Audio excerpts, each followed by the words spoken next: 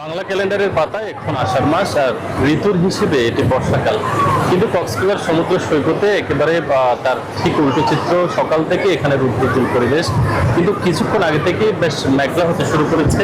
কক্সবাজারের প্রকৃতিতে কিছুক্ষণ বৃষ্টি, কিছুক্ষণ মেঘ, আবার কিছুক্ষণ রোদের দেখা মিলছে। এই সময়টাতে কক্সবাজারের পর্যটনে কিছুটা ভাটা থাকে, সেই কথাটি বলছেন এখানকার ব্যবসায়ীরা। এই যে বর্ষার সময়, এটি শেষ হলে আরো বেশি পর্যটকের সমাগম হবে, তেমনটাই প্রত্যাশা করা হচ্ছে। প্রতি সপ্তাহে সর্বোচ্চবার বিকাশ পেমেন্টে 50 জন হবেন পেমেন্ট চ্যাম্পিয়ন। জিতে নিন টিভি সহ আকর্ষণীয় সব প্রাইজ। লাইফ গার্ড নির্ধারিত যেখানে পতাকা দেওয়া হয়েছে সেই জায়গাসমূহ থেকেই সরাসরি সমুদ্রে গোসলে নামার জন্য তারা নির্দেশনা দিয়েছেন। তাতে করে লাইফ গার্ডের যে নজরদারি তার ভেতরেও থাকা হবে, এবং সেই জায়গায় কোনো ধরনের চোরাবালি কিংবা যে কোনো ধরনের বিপদমুক্ত থাকা যাবে, এমনটা বলছেন এখানকার লাইফ গার্ড কর্মীরা। এই ছিল কক্সবাজার থেকে সাপ্তাহিক ছুটির দিনের সবশেষ খবর।